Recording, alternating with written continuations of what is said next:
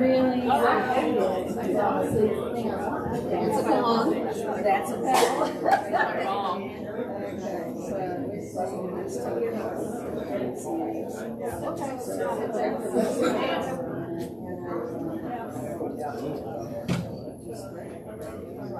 Get up there.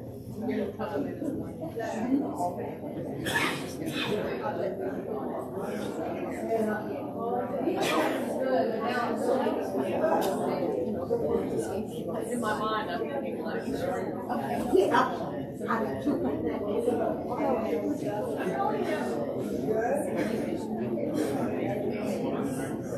can't you just sit shaking the walls? See, Martha, did you see my Howie's? I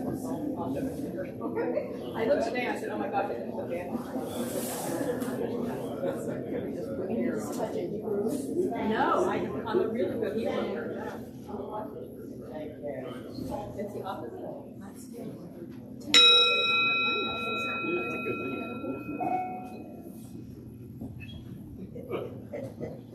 One more time for feeling.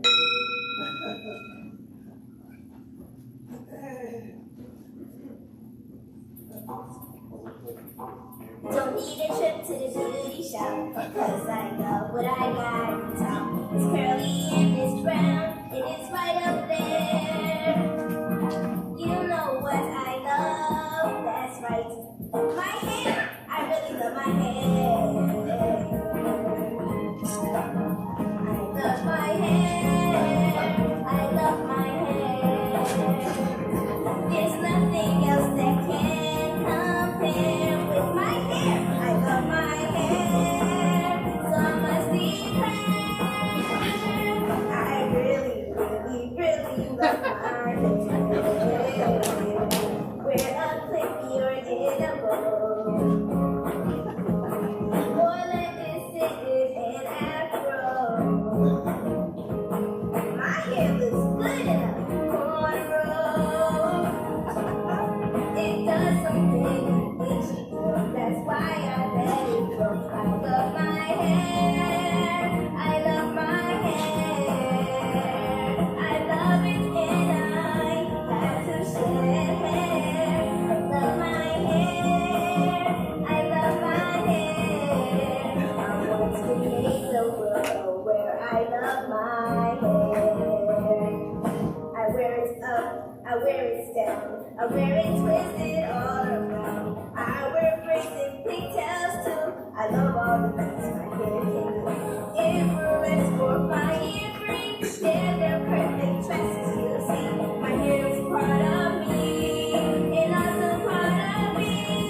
I really love my hair. I love my hair.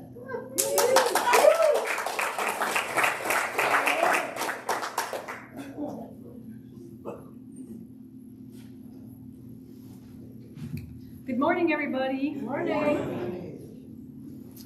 I'm Sylvia Rogers, and I'll be your service associate today. So welcome to the Auburn Unitarian Universalist Fellowship, which is located on occupied ancestral land of the Muskogee Nation and housed in a building constructed by free, formerly enslaved African Americans. We gather here with humility, honoring those who came before us. We extend a special welcome to those of you who are visiting or still getting acquainted with us, looking for a place you might call your spiritual home. We hope you all feel welcomed and accepted just as you are. We invite you to join us in our mission to build a welcoming and caring community dedicated to those challenging the mind, nurturing the spirit, and transforming the world through the pursuit of truth, love, and justice. If you are new, we invite you to add your name and contact information to our visitor log at the end of the church, or the front of the church, depending on how you think about it, down there, near the greeters. And if you would like to receive our newsletter or sign up for our listserv, you can go online to auuf.org/subscribe. Now, as we ring the bell to begin our service, please silence your phone.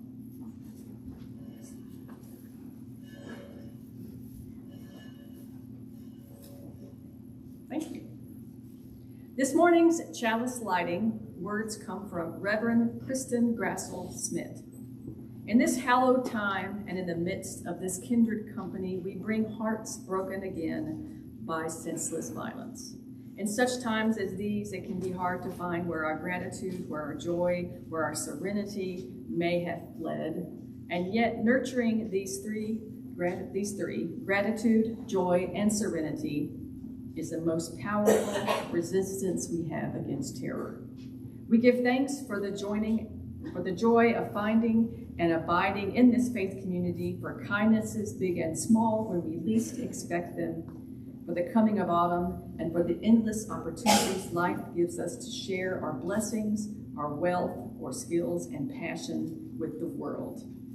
And now Marty will finish the light. Good morning. Good morning. Our second candle this morning will be lit in memory of those who died this week in the school slayings in Winder, Georgia. A community changed forever by gunshots.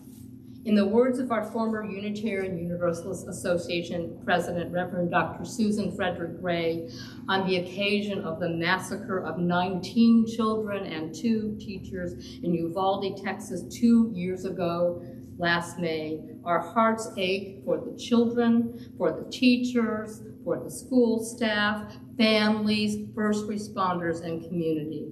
The horrific toll of loss is truly beyond words. It doesn't have to be this way.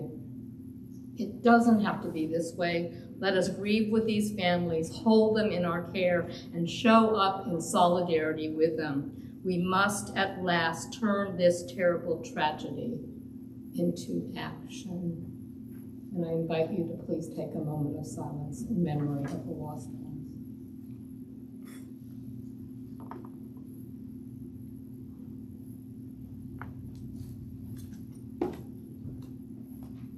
Out of the silence comes healing and peace.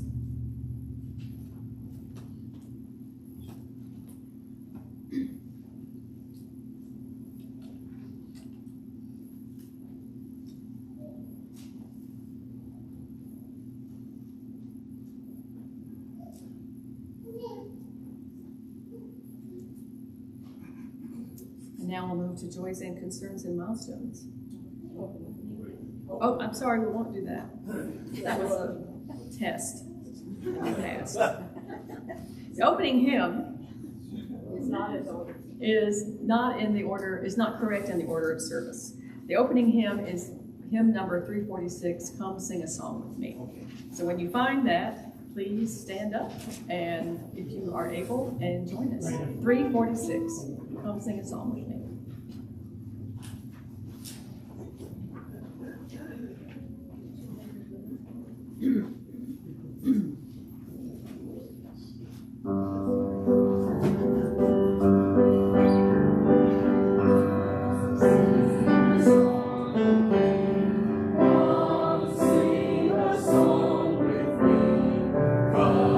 Sing a song with me, that I might know.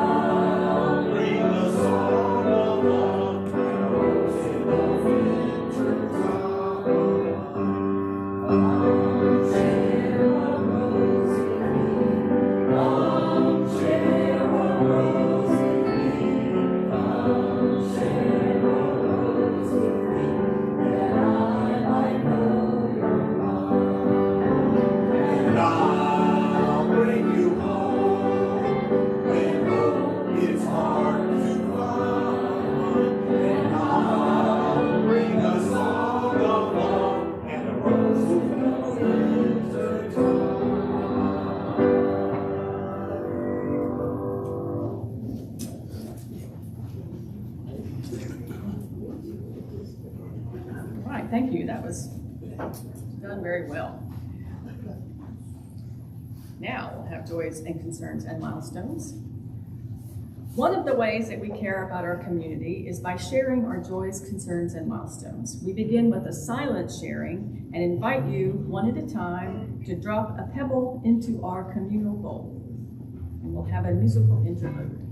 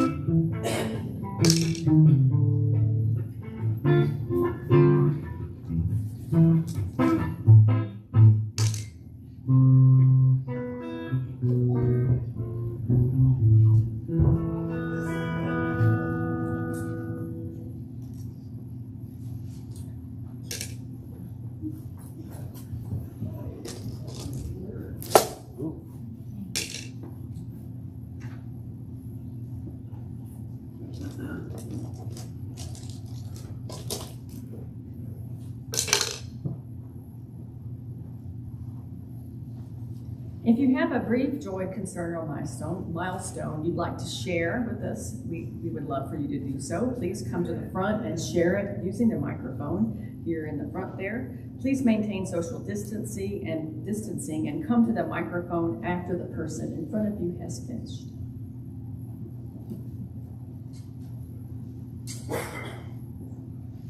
So I'm going to share a personal milestone. It always feels weird to say happy birthday to yourself. But I will be 76 years old a week from Monday. And I join the 6.78% of women of my age who are still working. And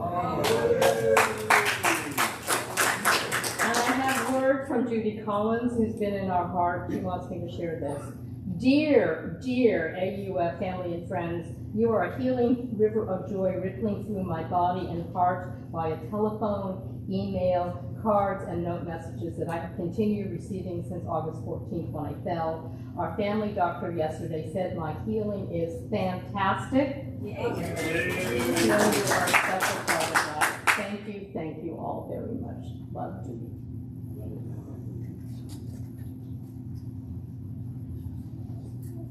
I wanted to say thank you to the people who came out yesterday and helped us scrub hard, and the Hardy building is now shiny. And that is Shannon and Lachlan Taylor, or Retzloff and Taylor, Laura, Jan, and I think that was our team yesterday. And Meadows. Oh yeah, okay.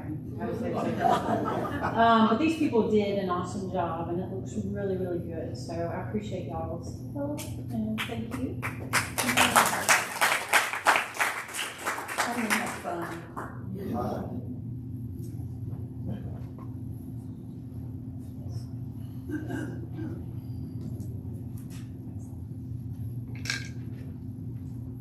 Good morning. Last week, I had this idea that I could possibly score this rental house for me and my kids. And yesterday I got confirmation. Next Friday we're signing the lease. Thank you for helping me manifest that. I am in disbelief. It is 186 years old. It is quirky. It is weird. It is beautiful. It is perfect.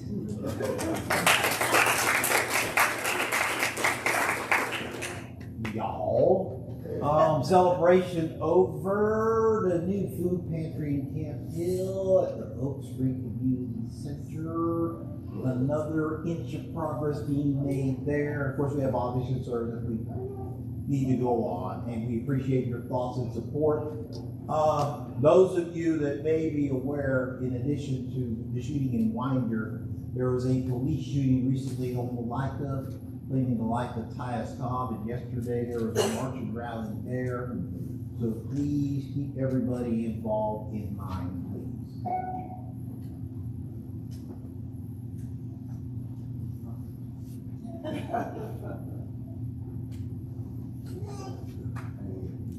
Thank you. Thank you. I feel seen. Thank you, Laura. I'm fussed enough about this. I'm Aisha. Rarely is an occasion all of a concern, a joy, and a milestone. As of Friday of last week, I am now in a household with 2 teenagers. Send your thoughts, prayers, good vibes, all that you can muster, and this is going to be an amazing adventure.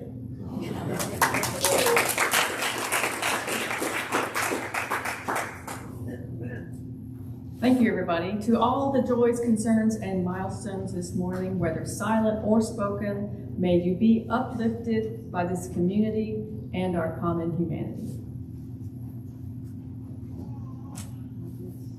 A religious community is like a river formed from the many streams of our individual lives, merging and flowing to the sea. The members and friends of this fellowship share our time, energy, creativity, imagination, vision, talents, and skills. Our metaphorical river. Yeah, okay, come on up. 1 second. We'll come back to that in a minute. Sorry. Go ahead. I was waiting. I didn't mean to cut you off. No, that's all right. Connor, is this on? This is on. Social action. Second Sunday, giving of the plate. Another nomination from our nominating service at the beginning of the year. Doctors Without Borders. I'll spare you an attempt to pronounce their proper French name. Anyway, they do urgent, crucial, important, life-saving medical work across the world, without borders, everywhere. Thank you for your donations and your generosity, and I'll see you next month. So our metaphorical river also depends on our shared financial support to complement our time and energy. Connor just spoke. He is our social justice chair, and Connor told us about this month's giving of the plate. At this time, we invite you to generously give as you're able in service of our mission. You may contribute online via PayPal or at auuf.org/donate. If you are writing a check, make your check payable to AUUF. You can drop it in the offering bowl or mail it to P.O. Box 669, Auburn, Alabama 36831. Whether by check or online, please note whether your donation is for your pledge or our plate recipient. If this is your first time with us, please allow the offering basket to pass. You're joining us this hour as a gift. Now that offering will be received with gratitude, and obviously there's some kind of song coming up here. Hey. She asked me why I'm just a hairy guy. I'm hairy noon and night. Yeah, that's alright. I'm hairy high and low. Don't ask me why, don't know. It's not for lack of bread, like the Grateful Dead, darling. Give me every hair, long beautiful hair, shining, gleaming, streaming, flaxen, waxen. Give me down to their hair, shoulder length or longer. Here, baby, there, mama,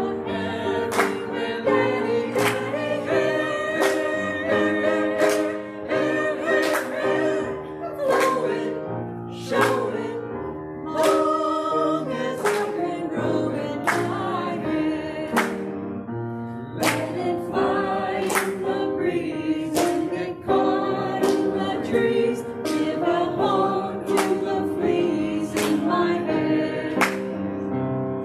A home for fleas and a hive for bees. Yeah, a nest for birds. There ain't no words for the beauty that's under the wonder of my hair. Blow it, show it, long as I can grow in my hair. I want it long, straight, curly, fuzzy, snaggy, shaggy, ratty, matty, oily, greasy, fleecy, shiny, gleaming, steaming, flaxen, waxen, knotted, polka-dotted, twisted, pleated, braided, powdered, flowered, and confetti, bangled, tangled, spangled, and spaghetti.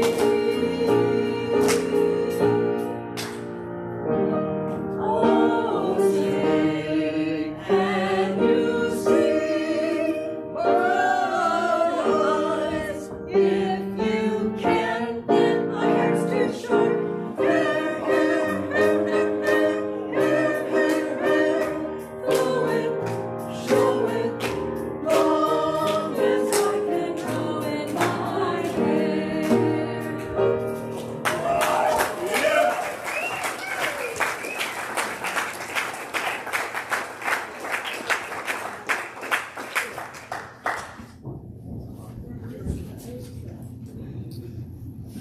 What a great song. Thank you. That was awesome. We're going to have the moment for all ages. And that will be Jan Newton will be leading the moment for all ages. She's going to be reading a story called Hair. It's a family affair. And it's by Milo Freeman. So if we're getting ready, the children of all ages, please all come on down and join us.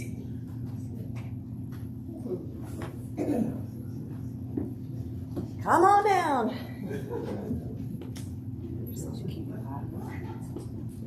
Oh, thank you.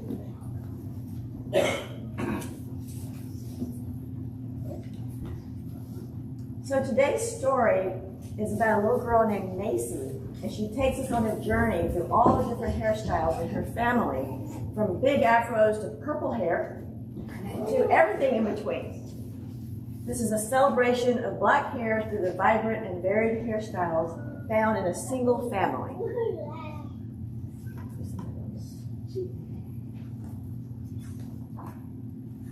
Hair, it's a family affair. Text and illustrations by Milo Freeman. Quiet children, Mrs. Brown, the teacher, claps her hands.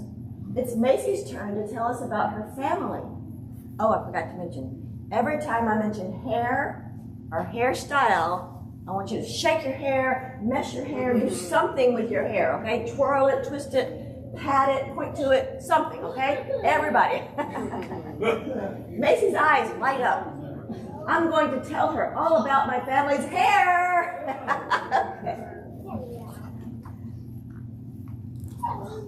When my grandma was young, she had a big afro, like a ball of cotton candy with big. She looked really amazing. Her afro is smaller now, but she still looks amazing.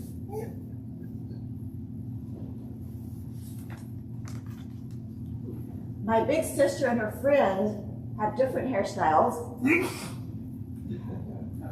Locks, cornrows, afros, and they think they look really cool. Macy chuckles.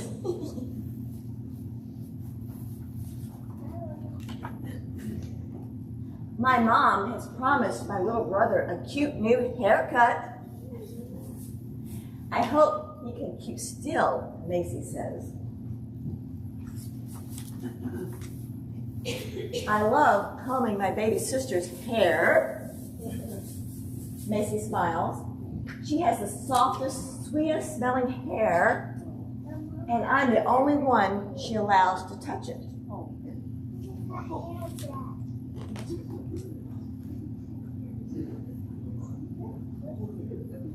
My mom always says that hair is a family affair. And helping each other saves a lot of time, says Macy.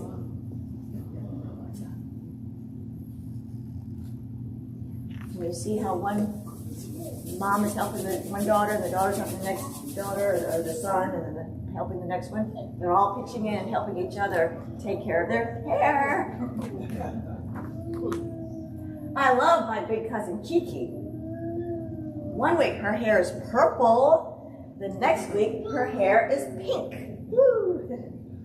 She has so much style, Macy sighs. I want to look like her when I grow up. When I grow up, I'm going to be a famous doctor, and my best friend Troy will be a famous hairdresser. You know what a hairdresser is?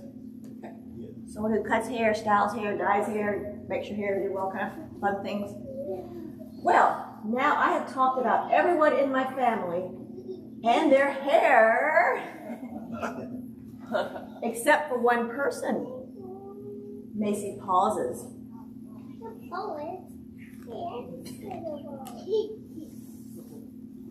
And that's my dad, because he has no hair at all. Macy chuckles. But we love him anyway.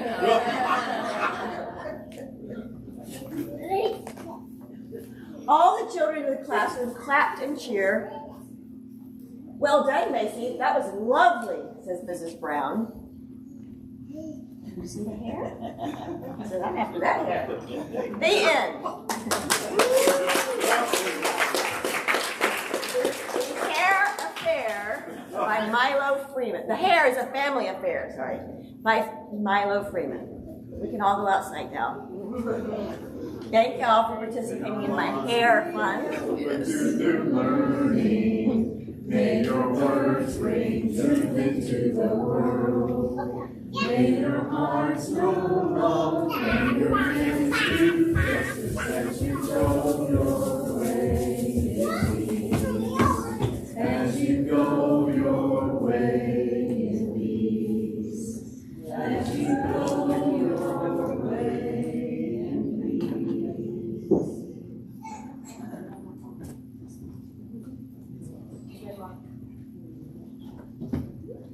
Don't have the script. Where's the script?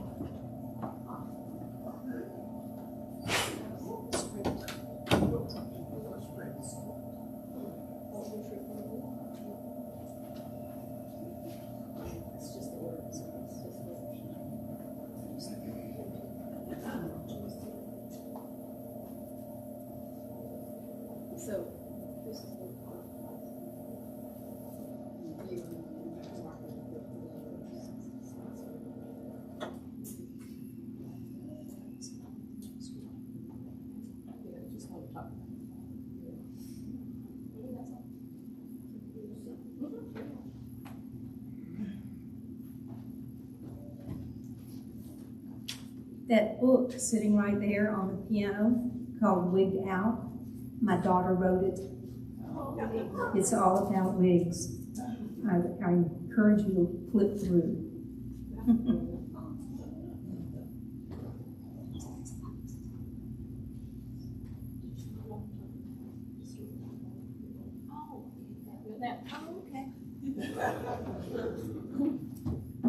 Also,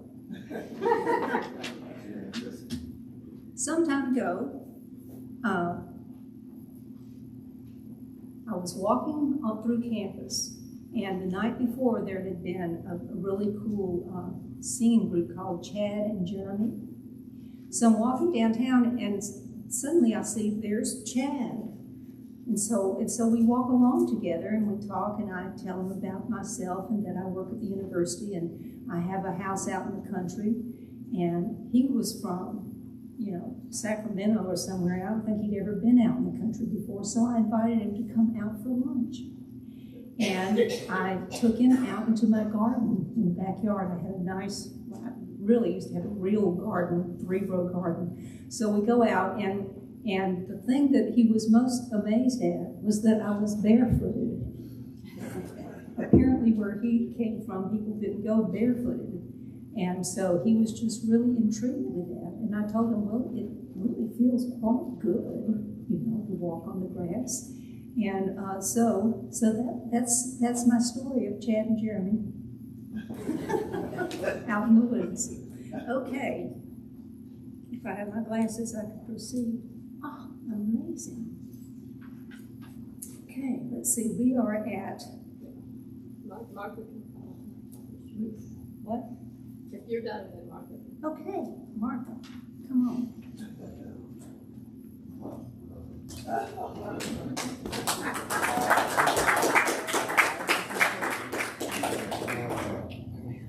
As most of you know, this is my youngest son, Kyle, who now lives in Minneapolis. Couldn't get further away. Anyway, I could have. Don't touch me. that's one. My hair story is that back in the 70s, my hair was long, and when it was wet, it was down, to my tush. But as it dried, if I let it go, I had the world's biggest afro, because frizz is the thing, I guess. I tried straighteners. I tried ironing it. I didn't burn it. But that was, you know, love story. Ally McGraw on my straight hair, and it never worked. So one day I finally gave up and just chopped it off. This one, however, turn around. This is, he got the hair I wanted. And one day, after a while, how far down did it go? He would roll over in bed sleeping and pull on his hair. And so we, at that time, didn't know what. It was on the front page of the Auburn News. 12 inches were cut off and donated. And it must have been a slow news day, because there it is. My son, the hair.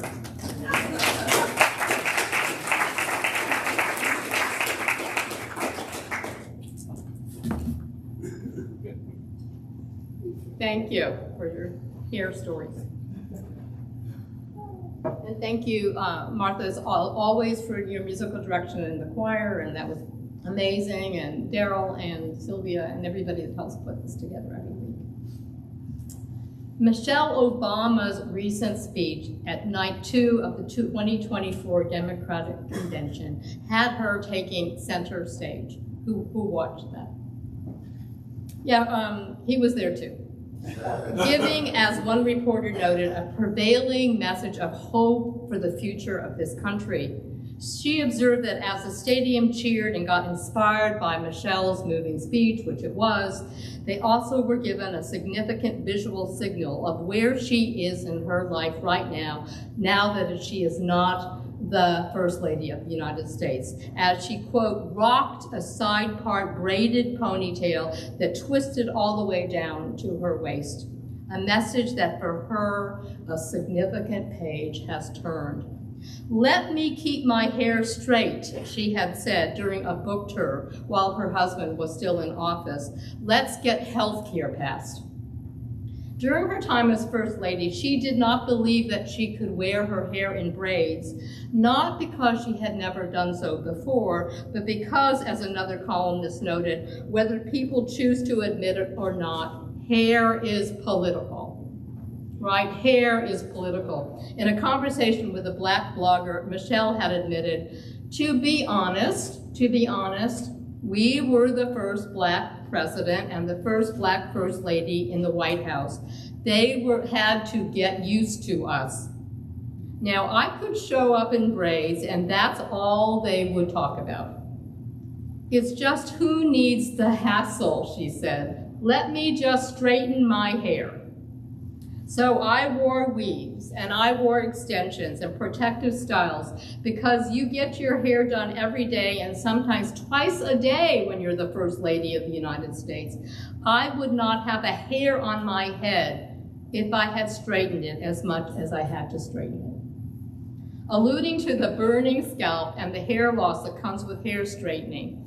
And worse, the compelling scientific evidence linking chemical relaxers with early onset of menstruation, linking chemical relaxers with preterm birth, linking chemical relaxers with infertility, linking these relaxers with breast, ovarian, and uterine cancer, disproportionately experienced by Black women,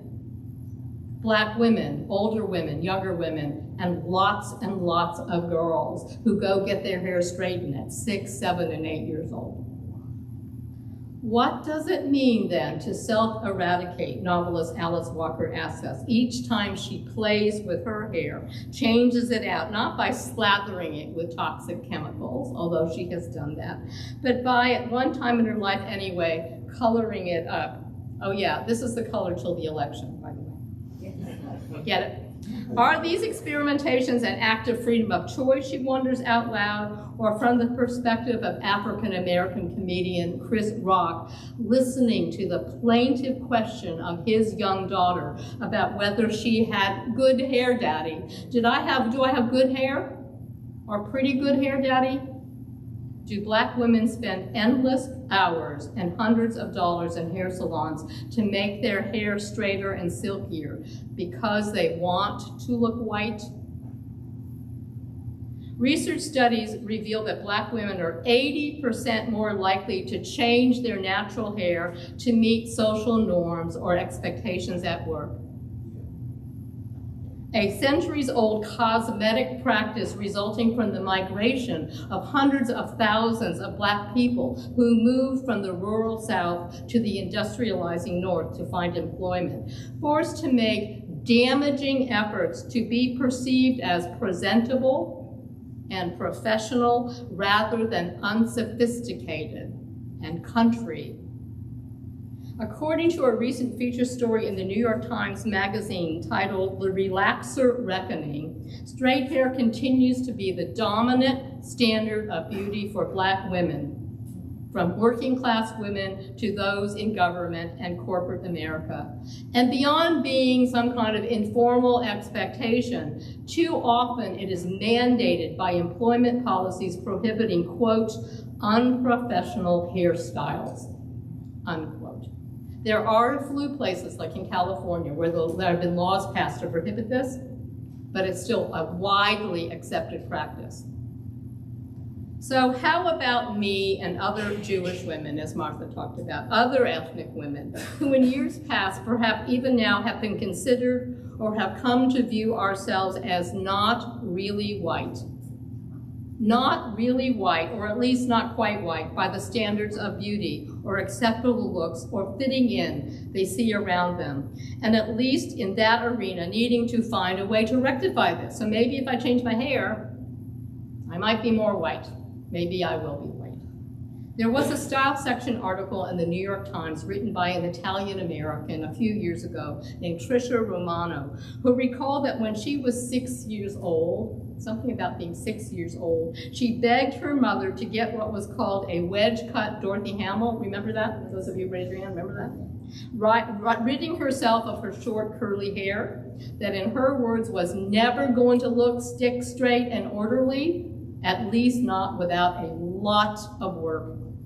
She reported that in Los Angeles, a salon called Dry Bar had been so successful since it opened that 5 more were scheduled to open within a 6-month period. And that August, the store sold nearly $3,000 $20 blowouts in a single day. And as she noted, that's an awful lot of sometimes painful yanks of bristly round brushes and time spent under hot, menacing hair dryers. Raise your hand if you have experienced this. Right? You tried? No. Me? Historically, we are told a straight, sleek hair texture has been regarded as more feminine and more attractive. Look at the blunt-cut flapper cuts of the 1920s. Look at the Breck girls. Look at the long parted look of the 60s, favored by hippies and mods alike. achieved in many cases by substituting large orange juice cans for rollers, like my best friend Janice did. And by the way, I can tell you that that hairstyle, that's what the girls in my town, the high school girls wear now, the long straight hair.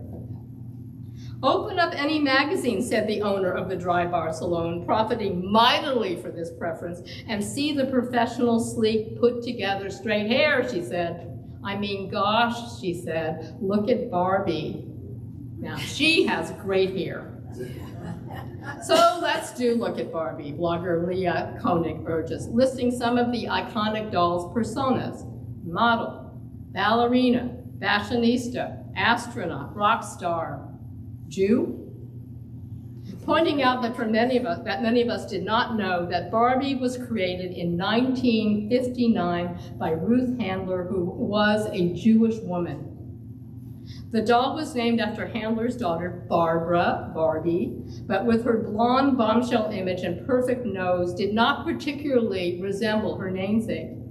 Did the doll's creator, we are asked, bruised by a history of anti-Semitism and marginalization, and living in a world before cultural specificity was, in the words of Leah Koenig, cool, give her daughter and the rest of us young girls who were not Jewish, but were not WASP, yet another completely assimilated model of what was beautiful, what was okay, what was good. My childhood, the America I grew up in and took my identity cues from. That world, that WASP hair. It took 20 years for the creation of the first natural-haired black Barbie in 1980. But what about today's generation, she asks? Are we free? Are we truly free to reclaim the Jewish identity that was so stifled in previous generations? To be, as one writer puts it, pro-choice in our cosmetic identity. Pro-choice in our identity, not acting out of fear or shame or coercion, but out of unfettered liberation to look the way we want to and need to look. Using what might seem to be an oversimplistic, overanalyzed example, exchanging trademark, or what might be viewed as trademark frizzy hair, for straighter hair. One woman said that even now, when she decided to go for a Brazilian straightening, she was accused of, quote, letting her people down, unquote. This at a time when controversy, or at least conversation, erupted in the Jewish community, when the very first Jewish American girl doll was added to this popular line. And here she is. I will pass it around. There she awful. Some were upset that the doll looked stereotypically Jewish. I don't know about that. While others thought it didn't look Jewish enough. Like other minorities, one woman commented, we are still stuck between our desire to embrace our ethnicity, our particular ethnicity, and embrace our universalism in our community. According to the official website description of Rebecca Rubin, meet Rebecca, the character of the doll is said to be a 9-year-old who moved to the Lower East Side with her Russian Jewish parents, siblings, and grandbubbies, unlike her Hispanic peer, Josephina, or Addie, the African-American doll. We are reassured she does not have distinct ethnic features, rather long, slightly wavy, reddish-brown hair. Or a less popular contemporary counterpart, the Galley Girl doll, who, while representing Jewish values such as modesty, kindness, respect, and charity, had uniformly straight hair. In fact, we were told she had beautiful, brushable, stylable, straight hair, this Jewish girl doll. All of this came up for me several decades, and now could you please put my picture up? Yeah. After my last round of relaxing as a teenager. Let's take a look. You see it? Look at that straight hair. Okay. Okay, you can put it down. It's a pretty good picture, actually. Isn't it adorable? Yeah. Can you see I was already kind of going for a pulpit look? Yeah. Okay, you can take it down. Okay. In fact, we are told, anyway, it came up for me several decades after my last round of relaxing as a teenager, and that's what I was then. Remembering riding my bike to Stamford Shopping Center to the hair salon in a school and a town full of Smiths and Prestons and Hamiltons and Martins, and taming one obvious indicator that I was not of their tribe. No longer adolescent, much more than middle-aged adult, I actually chose to do it again a few years ago. I underwent that expensive Brazilian keratin treatment, which has been touted as more natural, cheaper, and less labor-intensive than some of the other options. I did it. I straightened my hair again, or so I told myself, to make my life easier. So much frizz, so much hair weight in this endlessly hot summer climate was making me cranky. And after all, we were traveling abroad, my husband and I, only this time I didn't have to have hair diffusers or my usual assortment of mousses and conditioners because I had this nice straight hair. With some amount of guilt, as soon as I saw myself in the salon mirror with that straight hair, I felt relieved for another reason and freer, that past sense of inching closer to acceptability, to ethnic anonymity returning, because I had once again straightened my hair. Did I fix my hair in the service of cosmetic freedom or in service of the persistent identity conversion, hiding, and covering that us differing experience in an effort to literally survive or help ease the societal pressures that still haunt and oppress us? In what has been called a remarkable and eloquent work covering the hidden assault on our civil rights, Yale law professor Kenji Yoshino, a gay Asian American, argues that while we as a society have come to some consensus against penalizing people for differences based on race and sex and sexual orientation, religion, and disability, we are still routinely denying equal treatment to people who refuse to downplay differences along these lines. He proposes that in the developmental stages of identity, which start with claiming, from denying, and then hiding to embracing, we first are asked to convert to another way of being in the world, as my most likely distant Sephardic Jewish relatives did in 1492, when Ferdinand and Isabella gave the Jews of Spain the choice of conversion to Christianity, complete conversion to Christianity, or expulsion, or death. In other words, they didn't have any choice but to convert away from their identity. Or as Yoshino points out, when gays were forced to, or have chosen to, really being forced to, convert to heterosexuality. In his case, as a graduate student at Oxford University, attending chapel services, regularly seeking to, in his words, kill his gay self. With many gays historically routinely asked to convert to straight identity through lobotomies, electroshock therapy, and psychoanalysis.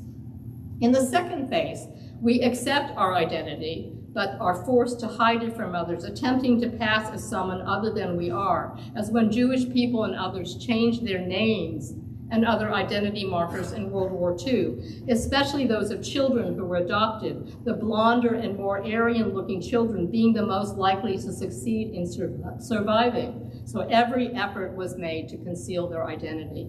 Or in more benign but still repressive times not so long ago in this country, changing our names and even our noses to avoid restrictive quotas in colleges and jobs and housing discrimination, and then the existence of don't ask, don't tell as the official policy of this government for so many years. How anti-identity is that?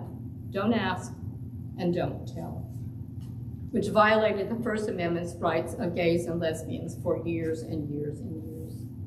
And then there's identity covering. We aren't forced to convert anymore. We understand our identity, but we feel like we need to cover it. How many of you have felt that? You have to cover a part of your identity. As Yoshino just defines it, concealing what is or what we still perceive as a disfavored identity. The question shifting, we are told, from whether we should convert or pass, or to how we should tone it down, Should we dress white? Should we smooth our hair? Should we abandon street talk? Should we play like men? Should we hide the paraphernalia used to manage our disabilities? Should we drop our veils? Should we not be not too black, not too Jewish, not too gay? Because it's still unacceptable and even unsafe to do otherwise in so many circles and so many places. How then shall we, in the spirit of unity, assimilate to one another? And how should we cultivate the opposite of covering? How, as Kenji Yoshino asked us, shall we unearth the selves we have buried or at least overlooked? How we get away from straightening ourselves so that we can share the many gifts that we bring, the stories and the songs and the dances, the worldviews and the wisdom, the authenticity, the hair, never again being less than whole. Never again being less than whole. May it be so. And Martha, last song, last hymn, because it's not.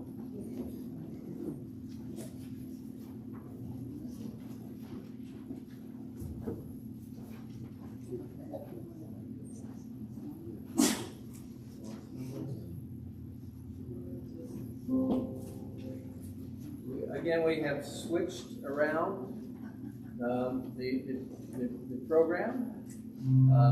We know you're flexible. So you need the blue or teal. Paperback. Turquoise, the paperback, that's the one. Number 1053. It's a great one for singing harmony, and if you try it and you don't quite make it, no one's going to tell you you're anything other than beautiful singers.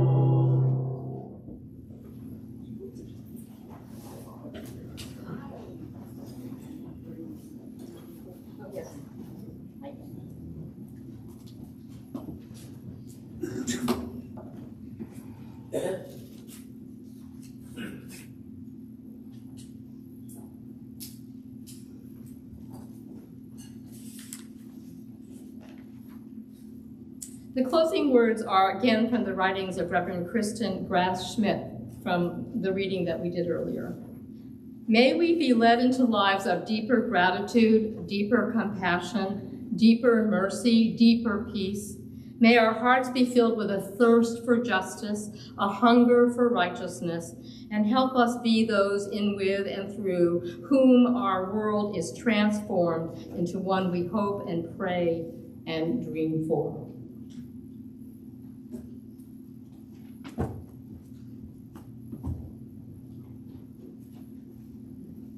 Please join me in these words as we extinguish our chalice.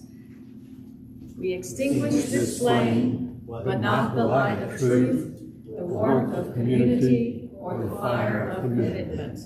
These we carry in our hearts until we are together again.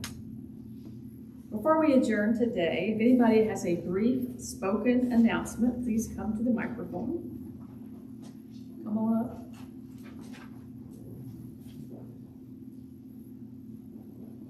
Thank you.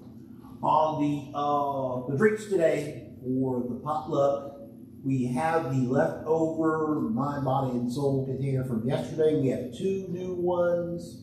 We also have the decaf and the hot water. On the decaf, you may want to press real hard to try to get as much of that as possible. I'm letting you know that in advance. And for those of you interested in Camp Hill, they're going to have their homecoming service next Sunday. Hopefully it'll be recorded so you can see it later. And we're also going to have a board meeting. And we're going to talk about the further progress that we made there. So if you're interested in seeing me and just try to follow along. Thank you. Hi, I'm Becky. Next week after the service in the back, we're doing Pinwheels for Peace, which is the celebration of International Day of Peace, which is sometime around next Sunday. I'm not sure when, but it's like sometime in the next couple of weeks. Amy knows, ask her. So in the back, we're going to be making pinwheels and sticking them in the front yard. It's a fun intergenerational activity that the RU program does. So join the kids and the adults and everyone else in the back next week and help us make pinwheels.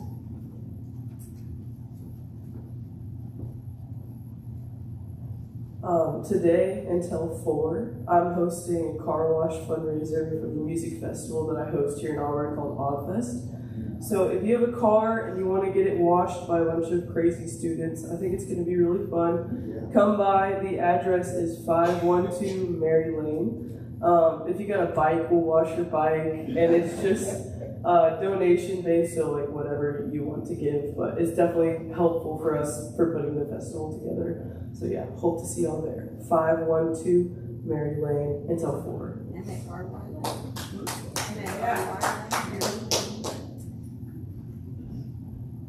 Just a brief reminder, immediately following potluck, we'll be having our monthly board meeting in the Bush Center, 12:30, and we're reserving time for anyone that needs to approach us about any standing business or concerns you might have. So everyone's welcome. That's our board president. Let's give him a hand. I am here twice a month doing Sundays this year, and I am looking for a few good service associates. I don't have any right now coming up, and you can see the real important role they play. The more time that you give me, that you tell me that you're going to work with me, the more likely it is that you can do some really creative things together with me. So please, please, please consider it. I think if you talk to people who have done it, it's really not arduous, and it's such an important role. The other thing I wanted to tell you is that I do have office hours. Hardly anybody ever takes me up on it, but if you look at the week ahead and the order serves, it tells you you can contact me by text or by email, and I'm available really pretty much any time, but at least several hours during the week. So talk to me. Yes. If you're planning on watching the upcoming debate and want to watch it in a supportive community, we're going to be watching it here at the fellowship at 8 o'clock on Tuesday. Yeah. To come up here again, correction on the Camp Hill thing. The homecoming service is October the 20th, the third Sunday. But we're still going to have service next Sunday, and we're supposed to have the board meeting connected to new board directors. Thank you. Please forgive me for that.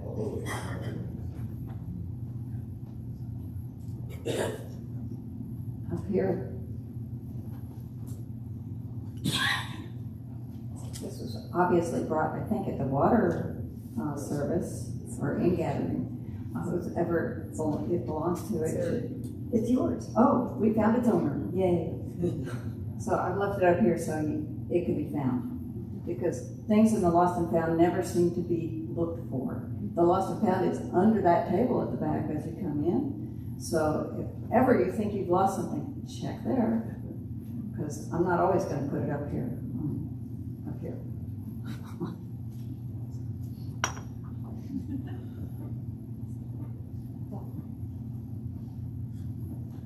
Thank you all for the announcements. Now we're gonna, excuse me, please stay after the benediction for coffee and conversation and our monthly potluck. And so now we're gonna do a sing the benediction. The words are in your order of service.